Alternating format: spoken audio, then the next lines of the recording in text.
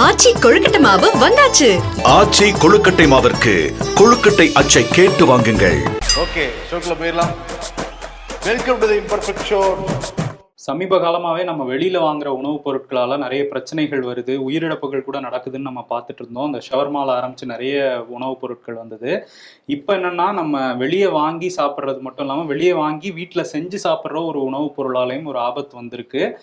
திருச்சி திருவெரும்பூர் பகுதியை சேர்ந்த Jacqueline Steffi அப்படிங்கிற 15 வயது சிறுமி, இவங்க வந்து வெளியில் அமேசான் ஆப் மூலமாக ஒரு நூடுல்ஸ் வாங்கியிருக்காங்க. சைனீஸ் புல்டாக் நூடுல்ஸ் அப்படிங்கிற அந்த வகை நூடுல்ஸை வாங்கி வீட்டில் சமைச்சு சாப்பிட்டுட்டு நைட்டு வந்து தூங்கியிருக்காங்க. அடுத்த நாள் காலையில் அவங்க அம்மா போய் எழுப்பும்போது அவங்க எந்திரிக்கவே இல்லை. அதுக்கப்புறம் தான் தெரிஞ்சிருக்கு அவங்க வந்து உயிரிழந்துட்டாங்க அப்படின்னு. மருத்துவர்கள் பரிசோதனை பண்ணி சொல்லியிருக்காங்க. இந்த நூடுல்ஸும் ஒரு காரணமாக இருக்கலாம் அப்படின்னு சொல்லியிருக்காங்க. இதுக்கப்புறம் மக்கள் நல்வாழ்வுத்துறை அமைச்சர் மா சுப்பிரமணியன் வந்து சொல்லியிருக்காரு, நாங்கள் வந்து இந்த மாதிரி அந்த சைனீஸ் நூடுல்ஸை விற்ற அந்த மொத்த விற்பனையாளரோட ஆலையில் போய் நாங்கள் பார்த்தோம். அங்கே வந்து 800 கிலோ காலாவதியான நூடுல்ஸை வந்து இப்போ பறிமுதல் பண்ணியிருக்கோம். இது தமிழ்நாடு முழுவதும் ஆய்வு பண்ணுவோம்னு இப்போ சொல்லியிருக்காரு. இதெல்லாம் முன்னாடியே உணவு பாதுகாப்புத்துறை பண்ணியிருக்கணும். ஏன்னா அந்த 10 ரூபா கூல்ட்ரிங்க்ஸ்லேயே வந்து நம்ம ஒரு சம்பவம் பார்த்தோம். இப்போ திரும்பியும் அதே மாதிரி ஒரு சம்பவம் வந்து நடந்திருக்கு. ரொம்ப அதிர்ச்சியாக தான் இருக்குது. அந்த 10 ரூபா எப்படி தயாரிக்கிறாங்க அந்த கூல்ட்ரிங்க்ஸுங்கிற வீடியோ எல்லாருமே பார்த்துருப்போம் சமூக வலைத்தளத்தில். ரொம்ப அதிர்ச்சியாக இருந்தது. மாம்பழம் ஜூஸ்ன்னு விற்கிறாங்க, அதில் மாம்பழமே போடலை, முழுக்க முழுக்க கெமிக்கல் வந்து கொட்டி 10 ரூபா பாக்கெட்டில் அடைச்சி விற்றுக்கிட்டு இருந்திருக்காங்க. நம்ம என்னென்னா 10 ரூபா தானே, நூடுல்ஸ் தானே அப்படின்னு வாங்குறோம். பட் உயிருக்கே உத்தரவாதம் இல்லைங்கிற சூழல் தான் நிலவிக்கிட்டு இருக்கு. ஏன்னா அதை விற்கிறவங்களுக்கு கொஞ்சம் கூட பொறுப்புணர்ச்சி இல்லை, கொஞ்சம் கூட எத்திக்ஸ் இல்லைங்கிறதான் தெரிய வருது. இப்போ நூடுல்ஸுங்கிறது நிறைய குழந்தைகள்லாம் விரும்பி வந்து சாப்பிட்றாங்க. சரி, குழந்தை ஆசைப்படுதுன்னு சொல்லிட்டு ஆர்டர் பண்ணி வாங்கி கொடுக்குறாங்க. கடைசியில் அதுவே எமனா மாறுதுங்கிறத ஏற்றுக்கவே முடியாது.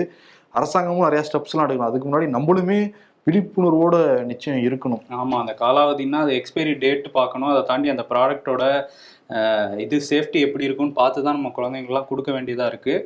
உணவு பாதுகாப்புத்துறையும் இன்னும் கொஞ்சம் முழிச்சுக்கணும். ஆமாம், என்னென்னமோ பேர் வந்துக்கிட்டு இருக்கே. முன்னாடியெல்லாம் பார்க்குறப்ப 4-5 வெரைட்டி தான் நமக்கு தெரியும் நம்ம சின்ன வயசாக இருந்தப்போ. இப்போ எவ்வளவோ வெரைட்டி புதுசாக வருது. அதெல்லாம் உடம்புக்கு நல்லதா கெட்டதான்னு கூட நமக்கு தெரிய மாட்டேங்குது. குழந்தை வைக்கிறான்னு சொல்லிட்டு ஆசையாக வாங்கி கொடுக்குறான். பஞ்சு முட்டையோட கேன்சர் வருதுன்னு கூட கண்டுபிடிச்சிருக்காங்களே. இப்போ அதுக்கு தமிழ்நாடு தடை வேற வச்சுருக்காங்க பஞ்சு முட்டை. இப்போ எங்கள் இடத்துல நிறைய இடங்களை வித்துட்டு தான் வந்து இருக்காங்க. அந்த கலர் போடாமல் விற்றுக்கிட்டு இருக்காங்க. இன்னொரு பக்கம் என்னென்னா, தமிழ்நாட்டில் மழைக்காலம் ஆரம்பிக்க போகுது. ஆந்திரா, தெலுங்கானா, வட மாநிலங்களெல்லாம் பருவமழையில் பெரிய அளவில் பாதிக்கப்பட்டிருந்தது. இப்போ மழை காலம் வரதுக்கான முன்னெச்சரிக்கையை தமிழ்நாடு அரசு எடுத்துக்கிட்டு இருக்காங்க. அதுக்கு முன்னாடி நம்ம கவனமாக இருக்கணும் கொசுக்கிட்ட இருந்து. இப்போ டெங்கு பரவல் ரொம்ப அதிகமாயிடுச்சுன்னு சொல்கிறாங்க. கடந்த வருடம் பார்க்குறப்ப செப்டம்பர் மாதம் வரைக்கும் 9000 கேசஸ் தான் பதிவாயிருந்தது கடந்த 8 மாதத்தில். பட் இந்த வருஷம் பார்க்குறப்ப 11,500 கேஸ்க்கு மேலே போயிடுச்சுன்னு சொல்கிறாங்க. 4 பேர் இது வரைக்கும் இறந்து போயிருக்கிறதா சொல்கிறாங்க. செப்டம்பர் 1 மட்டுமே 205 கேசஸ் ஆல் ஓவர் தமிழ்நாடு முழுக்க பதிவாயிருக்குன்றாங்க இந்த டெங்கு மூலமாக. முக்கியமாக இந்த 10 மாவட்டத்தில் இருக்கவங்க ரொம்ப கவனமாக இருக்கணுங்கிறாங்க. முதல் இடம் சென்னை தான். சென்னையில் நிறைய இடங்கள்ல இப்போவே நீர்லாம் தேங்கி தான் நின்றுக்கிட்டு இருக்கு. 2வது கோயம்புத்தூர், 3வது கிருஷ்ணகிரி, 4வது திருப்பூர், 5வது திருவள்ளூர், 6வது தேனி, 7வது மதுரை, 8வது திருநெல்வேலி, 9வது தஞ்சாவூர், 10வது திருச்சி. இந்த இடங்கள்ல இருக்கவங்களுக்கு ரொம்ப ஜாக்கிரதையாக இருக்கணும். இருக்கிற கேசஸ்ல ஒரு 60% கேசஸ் இந்த மாவட்டத்தை சேர்ந்தவங்களுக்கு தான் இருக்கான். அதனால அதிலிருந்தும் குழந்தைகளாம் நம்மளா பாதுகாத்துக்க வேண்டிய சூழல்ல இருக்கும். வீட்டில் எங்கேயாவது தண்ணி தேங்கி இருந்ததுன்னா அதெல்லாம் அப்புறப்படுத்துங்க. ரொம்ப கவனமா இருங்க. முதலமைச்சர் மு.க. ஸ்டாலின் வாழைப்படம் பார்த்திருக்காரு, ஃபார்முலா 4 ரேஸை பாக்குறாரு, முதலீடுகளை பாக்குறாரான்னு கேட்டிருந்தீங்களே, பார்த்திருக்காரு. என்னன்னா அந்த 900 கோடி அது வந்து ஃபைன் அமௌண்ட் அவங்க கட்சிக்காரரோட அதிகமா இருக்கே அப்படின்லாம் கேட்டாங்க. இப்போ அதை பீட் பண்ணியிருக்கோம் பாருங்க, அந்த 908 கோடின்னு இப்போ ஒரு விஷயத்த சொல்லியிருக்காங்க. மொத்தமா 8 நிறுவனங்கள் தமிழ்நாட்டில் முதலீடு பண்ண தயாரா இருக்காங்களாம். அவங்க கிட்ட இருந்து 1300 கோடி அளவுக்கான முதலீடுகளை ஈர்த்திருக்கோம். இதன் மூலம் 4600 வேலை வாய்ப்புகள் நமக்கு கிடைக்க போகுது அப்படின்லாம் சொல்றாங்க தமிழ்நாடு அரசு சார்பில். ஓகே, அதில் பீட் பண்ணிட்டாங்களா இப்போ ஜெகத்ரட்சனை? சான் பிரான்சிஸ்கோல இருந்து சிக்காகோ போயிருக்காரு முதலமைச்சர் மு.க. ஸ்டாலின். அங்கேயும் தமிழர்கள் பிரம்மாண்டமான வரவேற்பு வந்து கொடுத்துருக்காங்க. நெகிழ்ச்சி அடைஞ்சிருக்காராம் முதலமைச்சர். இன்னொரு பக்கம் அதான் வர்றாரு ஆர்.பி. உதயகுமார் முன்னாள் அமைச்சர். பாருங்க, ஜெகத்ரட்சகனுக்கு ஃபைனே 908 கோடி விதிக்கிறாங்க. அது என்ன விளக்கம் சொல்லுங்கன்னு முதலமைச்சர் ஸ்டாலின் கேட்டா விளக்கம் சொல்ற மாதிரி கலைஞர் விருது அவருக்கு வந்து கொடுக்குறாங்க. என்னமோ ஆட்சி நடக்குதுங்க அப்படிங்கிறது. இல்ல விளக்கம் சொல்ற மாதிரினா இவர் கரெக்டான விருது இதான்னு சொல்லி சொல்றாரா இல்ல என்ன சொல்றாருன்னு தெரியல. அவங்க அதிமுக தரப்புல இருந்து இப்படி சொல்லிட்டு இருக்காங்க. சரி, இன்னொரு விஷயம் என்னன்னா, இந்த ஃபார்முலா 4 கார் ரேஸை நடத்தி முடிச்சிருக்காருல உதயநிதி, அதுக்கு பாராட்டுகள் பல இடத்துல இருந்தும் குமிஞ்சிட்டு இருக்கு. இப்போ ஒரு புதிய பாராட்டு வந்திருக்கு. யாருகிட்ட இருந்து? மோடிக்கிட்ட இருந்தேவா? இல்ல அது பாராட்ட கேட்டவொடனே உங்களுக்கு தெரிஞ்சிருக்கும் யார் சொல்லியிருப்பாங்க அப்படின்ட்டு. கெஸ் பண்ண முடியலையே. இல்ல அது அவங்களே பாராட்டிக்கிறாங்க. தமிழ்நாடு அரசே உதயநிதிக்கு பாராட்டியிருக்காங்க. தமிழ்நாட்டு அரசுல ஒரு அங்கம் தானே உதயநிதி ஸ்டாலின். ஆமா, அவங்களே ஏன் பாராட்டிக்கிறாங்கன்னு தெரியல. ஒரு பாராட்டு கடிதம் வெளியாயிருக்கு. அதுல என்ன சொல்லியிருக்காங்கன்னா, நம்ம சிறப்பா நடத்தி முடிச்சிருக்க உதயநிதிக்கு வாழ்த்துக்கள்லாம் சொல்லியிருக்காங்க. அதை தாண்டி நம்ம இது தமிழ்நாட்டுக்கு மட்டும் பெருமை கிடையாது. இந்த ஃபார்முலா 4 தெற்காசியாவுக்கே இது ஒரு பெருமையான விஷயம். அதனால இது ஒரு மைல்கல் தான் நம்ம தமிழ்நாட்டு விளையாட்டுத்துறையில அப்படின்னு சொல்லியிருக்காங்க. ஓகே, நிறைய இடத்துல பாராட்டுறவங்க எதிர்பார்த்திருப்பாங்க போல தெரியுது. பாராட்டலானே நமக்கு நாமே பாராட்டிக்கலாம். அது ஏற்கனவே நமக்கு நாமேன்னு சொல்லியிருக்காரு ஸ்டாலின். இப்ப பாராட்டியிருக்காங்க. மோட்டிவேஷனல் ஸ்பீக்கர்லாம் சொல்லுவாங்க, மத்தவங்க பாராட்டுறதுக்கு முன்னாடி உங்களை நீங்களே கனடா பண்ணி பாராட்டிக்கோங்க அப்படிம்பாங்களா. அந்த மாதிரி அவங்களே பாராட்டிக்கிறாங்க. இதுல என்னன்னா, அந்த செஸ் ஒலிம்பியாட் இதோட மிக பிரம்மாண்டமா வெளிநாட்டு வீரர்கள்லாம் அவ்வளவு பாராட்டிட்டு போனாங்க. அப்போ ஸ்போர்ட்ஸ் மினிஸ்டரா இருந்தாரு மெய்யநாதன். அவருக்கு இந்த மாதிரி ஒரு வரி கூட பாராட்டு வரல. இவருக்கு கடிதமாவே எவ்வளவு பெருசு வந்திருக்கு. எந்த குடும்பத்துல இருந்து வராங்கன்னு ஒரு விஷயம் இருக்கா இல்லையா? சரி, மத்தியத்துல தானே இது வரைக்கும் பாராட்டு அந்த மாதிரி தெரியல. வராது, எழுதி கொடுத்தாவது பாராட்டுவாங்களாம். பொறுத்திருந்து பார்ப்போம். இன்னொரு பக்கம் தமிழ்நாடு ஆளுநர் RN Ravi state board syllabus சரி கிடையாது, அது காம்படிட்டிவ் எக்ஸாமை கிளியர் பண்ண முடியாத சிலபஸ்ல இருந்து படிச்சுட்டு வந்தாங்கலாம் குற்றச்சாட்டு வச்சிருந்தாரு. அன்பில் மகேஷ், பொய்யாமொழி, பொன்முடி எல்லாருமே பதில்லாம் சொல்லியிருந்தாங்க. சு வெங்கடேசன் அவர் MP வித்தியாசமா பதில் சொல்லியிருக்காரு. ஏன்னா மாநில பாடத்திட்டத்துல கவர்னருக்கு பிடிச்ச மாதிரி எந்த விதமான காட்சிகளுமே இல்ல. புல்புல் பறவையில சாவர்கர் பறந்து போனாரு, முதலீட்ட இருந்து தப்பிச்சாரு மோடி, இந்த மாதிரி காட்சிகள் இடம்பெற்று இருந்ததுன்னா அவருக்கு பிடிச்சிருக்கும். பட் அவர் குற்றச்சாட்டுலாம் வைக்கலாம், அதுல ஒன்றும் தவறு கிடையாதுங்கிற மாதிரி சொல்லியிருக்காரு. அவருக்கான உரிமையை நாங்கள் கொடுக்குறோம் அப்படின்ட்டு இருக்காரு. நாம் தமிழர் கட்சியோட ஒருங்கிணைப்பாளர் சீமான் இன்னொரு வழக்கை எதிர்கொள்ள வேண்டியது இருக்கு. என்ன அப்படின்னா, ஏற்கனவே அவர் இந்த விக்கிரவாண்டி இடைத்தேர்தல் பிரச்சாரத்துல சண்டாளன் அப்படிங்கிற வார்த்தையெல்லாம் பயன்படுத்தி அதை முன்னாள் முதல்வர் கருணாநிதியை விமர்சிச்சிருந்தாரு. ஒரு பாட்டாவே பாடியிருந்தாரு. அப்பவே சொல்லியிருந்தாங்க, அது சண்டாளன்கிறது பட்டியலின சாதியின் பெயரை, அதை தவறா நீங்க பயன்படுத்தக்கூடாது அப்படின்னு சொல்லி எச்சரிக்கையெல்லாம் விடுத்திருந்தாங்க SC/ST ஆணையத்துல இருந்து.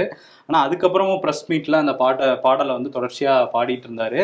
அப்பதான் அஜேஷ் அப்படிங்கிற நபர் பட்டாபிராம் போலீஸ் ஸ்டேஷன்ல கம்ப்ளைண்ட் கொடுத்திருந்தாரு. இந்த மாதிரி அவதூறா பேசுறாரு, அந்த சாதி வார்த்தைகளை யூஸ் பண்ணி அப்படின்லாம் சொல்லி புகார் கொடுத்திருந்தாரு. ஆனா போலீஸ் நடவடிக்கை எடுக்கவே இல்லை. அப்புறம் அவரே மாநில ST/ST ஆணையத்திலையும் புகார் கொடுக்க அவங்க உத்தரவின் பேர்ல இப்போ வழக்கு பதிவு பண்ணியிருக்காங்க.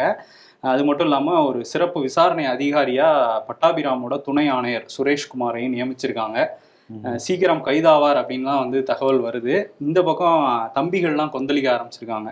கள்ளச்சாராயம் காய்ச்சறவங்கலாம் விட்டுறீங்க, ஒரு வார்த்தையை சொன்னதுக்காக அவரை கைது பண்ண பாக்குறீங்க, அவ்வளவு பயமா அப்படின்னு கேட்கிறாங்க தம்பிகள். ஏன்னா துரைமுருகன், சாட்டையும் துரைமுருகன் கைது செய்யப்பட்டவே சீமான் என்ன கைது பண்ணுங்க பாப்போன்னு சொல்லி அந்த பிரஸ் மீட்டே அதே பாட்டை திருப்பி பாடினாரு.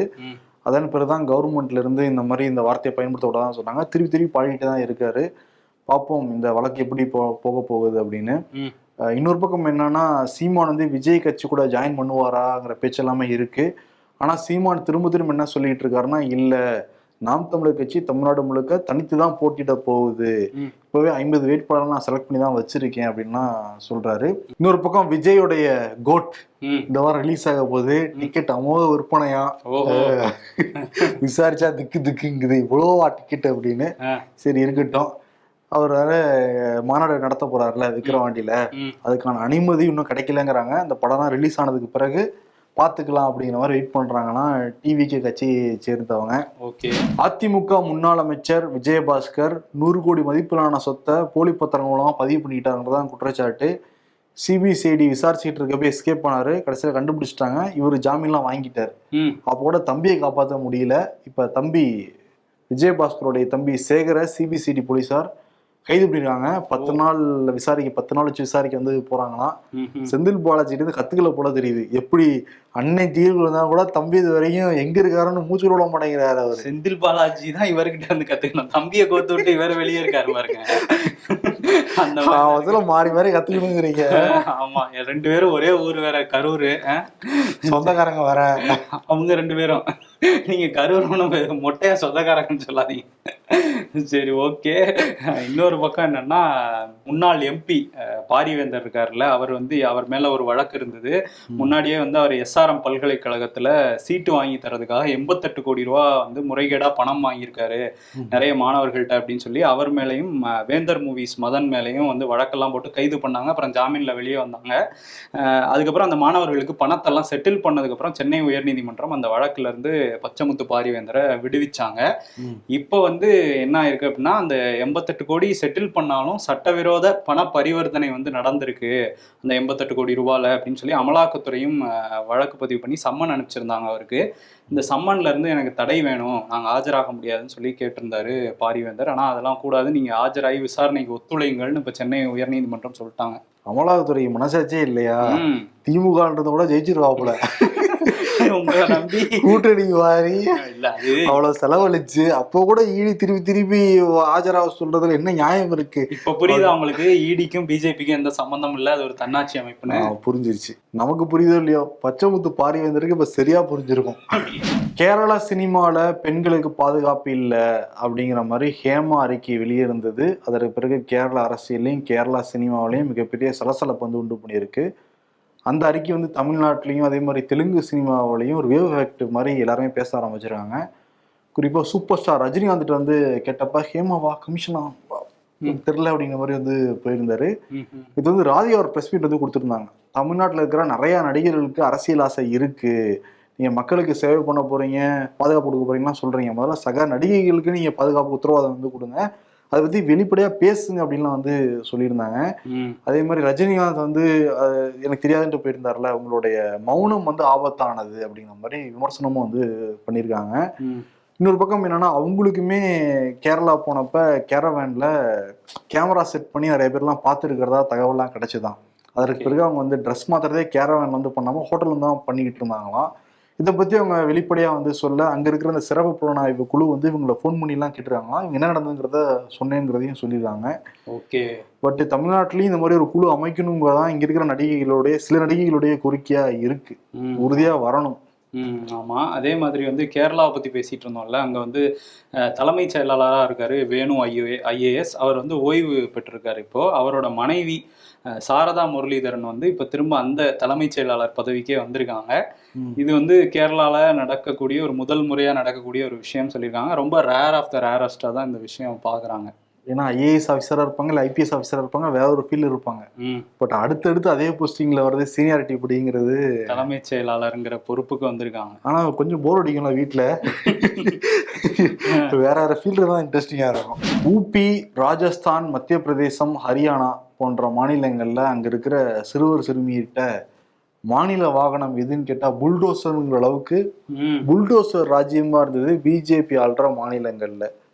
யாராவது மத்திய அரசு எடுத்து பேசிட்டாலோ, இல்லை அங்கே இருக்கிற பிஜேபி அரசு எடுத்து பேசிட்டாலோ, இல்லை பாலியல் குற்றச்சாட்டுக்கு உள்ளானாலோ புல்டோசர் போவோம், அவங்க வீடுகளை தரைமட்டம் ஆக்கும். தான் தொடர்ச்சியாக நடந்துட்டு இருந்தது. இதை எதிர்த்து உச்சநீதிமன்றத்தில் ஜாமியாத் உலாமா ஐஹிந்த் அமைப்பு வழக்கு தொடுத்திருந்தாங்க. நேற்று நீதிபதி முன்னாடி வந்தது.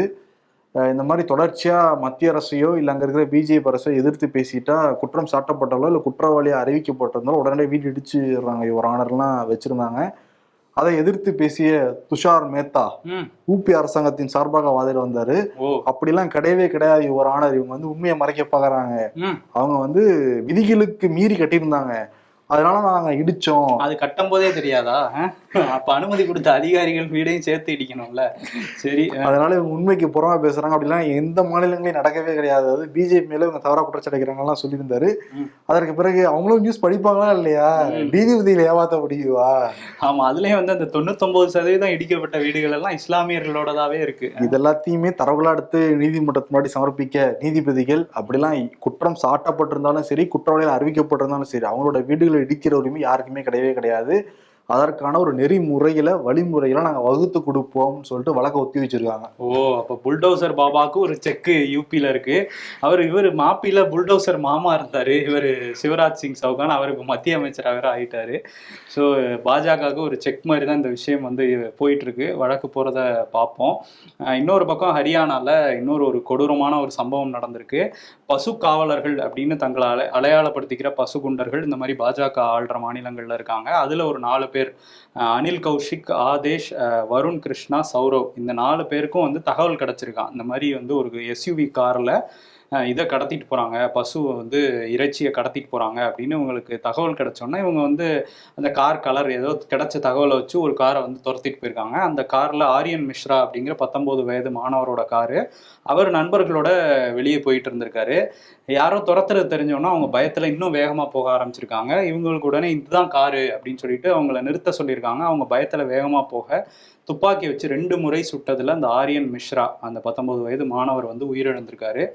இப்போ இந்த 4 பேரையும் கைது பண்ணியிருக்காங்க. ஆனால் தொடர்ச்சியாக இந்த பசு குண்டர்களோட இந்த மாதிரியான வன்முறைகள் தொடர்ந்துகிட்டு தான் இருக்கு. பசு குண்டர்கள் முதல்ல குஜராத்துக்கு போனோம். குஜராத்தில் இருந்தா வேற நாடுகளுக்கு அந்த பசு இறைச்சி ஏற்றுமதி ஆகுதுலாம் சொல்றாங்க. இந்த பசு இறைச்சி நிறுவனங்கள் பிஜேபிக்கு தேர்தல் ஃபண்டா பல்லாயிரம் கோடி கொடுத்ததாகவும் தகவலாம் வெளியாகிக்கிட்டு இருக்கு. இதெல்லாம் தெரியாத புரியாத சில அப்பாவிகள்லாம் இந்த மாதிரி பசு குண்டர்கள்லாம் மாறி சில அப்பாவிகளை போட்டு அவங்க வந்து டார்ச்சர் பண்ணிக்கிட்டு இருக்காங்க. இதை ஏற்றுக்கவே முடியாது. ஒரு பக்கம் என்னன்னா, அந்த போஸ்ட்ல இருக்கிறவங்களுமே அந்த மாதிரி தான் நடந்துக்கிறாங்க, வெறுப்புணர்வை தூண்டுற மாதிரி. இப்போ பிரதமர் மோடியே எலெக்ஷன் அப்போ என்ன பேசணும் நம்ம வந்து பார்த்துக்கிட்டு இருந்தோம். இப்போ ராஜஸ்தான்ல கல்வித்துறை அமைச்சர் மதன் திலார், இவர் போராட்டங்கள் எல்லாமே அப்படிதான் வந்து பேசுவாராம். குறிப்பா வந்து அக்பர் அவுரங்கசீப் இவங்களை பத்தி யாராவது புகழ்ந்து பேசுனீங்கன்னா அவ்வளவுதான் சொல்லுவாராம். பாட புத்தகத்துல அலசி ஆராய்ஞ்சிருக்காங்களாம். சிறப்பான ஆட்சியை கொடுத்தார் அக்பர்ன்றது தான் அந்த புத்தகம் எரிக்கப்படுமா. அப்பெல்லாம் இல்லைங்கிறத நாங்க வந்து செக்லாம் பண்ணியிருக்கோம் அப்படிங்கிறாரு. காரணம் அக்பர் வந்து ஒரு ஆக்கிரமிப்பாளர், அவர் வந்து ஒரு ரேபிஸ்ட் அப்படிலாம் பேசிக்கிட்டு இருக்காரு. மாணவர்கள் முன்னாடியும் சரி எல்லாரும் பண்ணி சரி வெறுப்புணர்வை தூண்டுற மாதிரி இருந்தா அதுவே தானே எல்லா இடங்கள்லயும் பரவும். அவங்களுக்கு ஒரு கடிவாளம் போடணும். உச்சநீதிமன்றத்துல இதுக்கு ஒரு வழக்க போட்டு ஒரு முடிவு கொண்டு வாங்க. கொல்கத்தாவில் உள்ள ஆர்ஜி கர் மருத்துவமனையில பெண் மருத்துவருக்கு ஒரு மிகப்பெரிய கொடூரம் நடந்தது. அந்த கொடூரம் நடந்தவுடனே அந்த கல்லூரியோட முதல்வர் சந்தீப் கோஷ் அதை மறைக்கிறதுக்கு நிறைய வேலைகள் பண்ணாரு.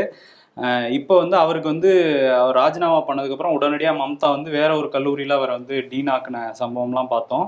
இப்போ அவர் கைதாகியிருக்காரு. ஏன்னா அந்த கல்லூரியிலேருந்தே நிறைய புகார்கள் அவர் மேலே வந்தது. என்ன சொல்லியிருந்தாங்கன்னா, அவர் பயோமெடிக்கல் வேஸ்ட்லாம் கடத்திட்டு போய் அதன் மூலமாக பணம் சம்பாதிக்கிறாரு, யாருமே கிளைம் பண்ணாத உடல்களை வந்து விற்று பணம் சம்பாதிக்கிறாருலாம் புகார் வந்துட்டு இருந்துச்சு. இப்போ சிபிஐ அவரை தொடர்ச்சியாக 2 வாரமாக 10 மணி நேரம் 14 மணி நேரம் ஒவ்வொரு நாளும் விசாரிச்சுட்டு இருந்தாங்க.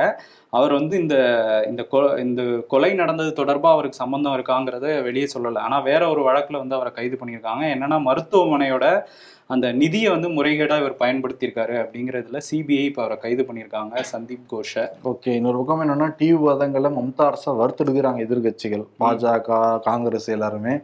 இப்போ என்னன்னா, சில டிவிக்கு தன்னோட கட்சிக்காரங்க விவாதத்தில் கலந்துக்கூடாதுன்னு சொல்லிட்டு மம்தா தடை போட்டுருக்காங்க. முக்கியமாக ரிப்பப்ளிக் டிவி, அதெல்லாம் நீ கலந்துக்கூடாது. அவங்க வந்து ஒரு ஸ்டாண்ட் எடுத்து பிஜேபிக்கு சாதகமாக பண்ணுறாங்க, மத்திய அரசை ஒழிக்கணும்னு நோக்கத்தோட அவங்க செயல்படுறாங்க, அவங்களோட விவாதமே அப்படிதான் இருக்கு அப்படின்னா அவங்க இதுக்கு மும்முரம் தராங்களே தவிர பாதிக்கப்பட்ட மக்களுக்கு நீதி கேட்டால் அவங்களும் சேர்ந்து நீதி கேட்குறாங்க.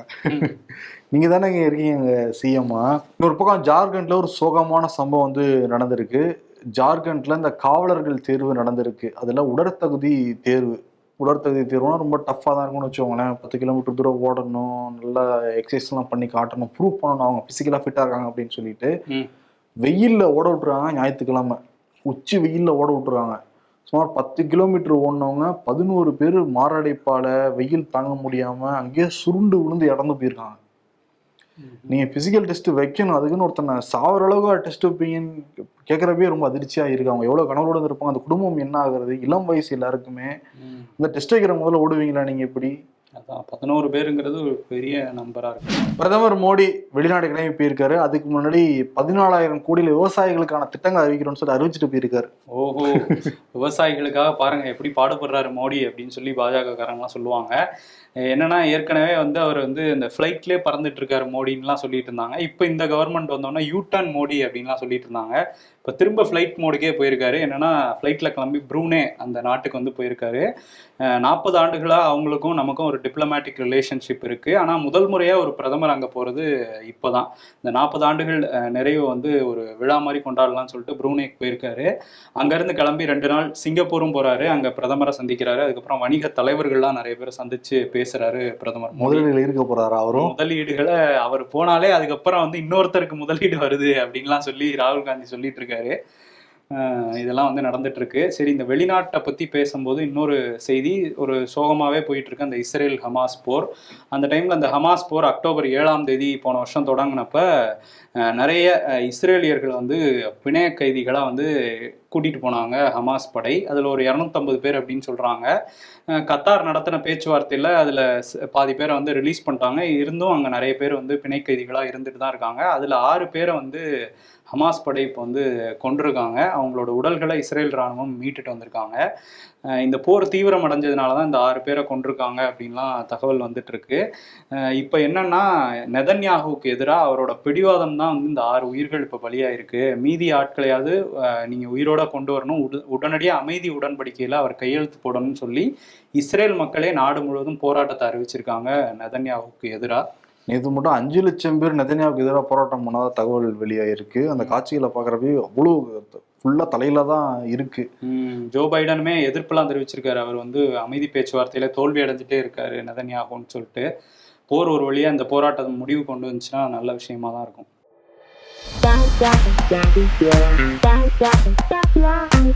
செப்டம்பர் 1 டே நில்லுடா, இவ்வளவு வேகமா போய் என்ன பண்ண போற?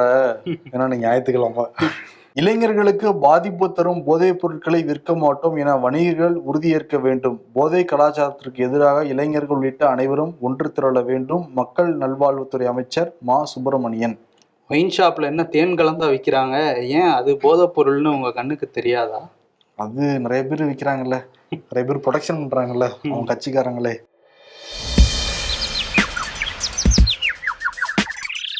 கோவிலுக்கு போயிட்டு வந்ததும் வருகிற சோதனையில் ஒன்றுதான் கோவில் வாசலில் கலட்டி போட்ட செருப்பை தேடுவது. ஓட்டுக்கு பணம் வாங்குவதால் பொதுமக்களால் லஞ்சம் லாவணியத்தை தட்டி கேட்க முடியவில்லை. டிடிவி தினகரன். தேர்தலில் டோக்கன் கொடுத்ததால் தான் உங்களாலும் ஊழலை ஸ்ட்ராங்கா எதிர்க்க முடியல போல.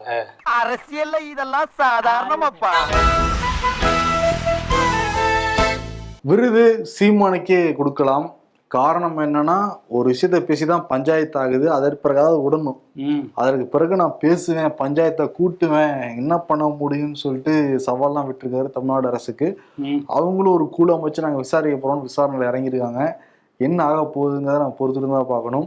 ஆனா வாண்டடா வண்டியில ஏறதுனால நம்ம கேட்டிருக்கோம்ல, சரியா ஜோக்கலாம். அந்த மாதிரி வாண்டடா ஒரு பஞ்சாயத்துல ஏறிக்கிட்டு இருக்காரு. மாயாண்டி பஞ்சாயத்தாருங்கிற விருதை சீமனுக்கு வந்து கொடுத்துடலாம். ஓகே, நன்றி. ஆச்சி கொழுக்கட்டை மாவு வந்தாச்சு. ஆச்சி கொழுக்கட்டை மாவிற்கு கொழுக்கட்டை அச்சை கேட்டு வாங்குங்கள்.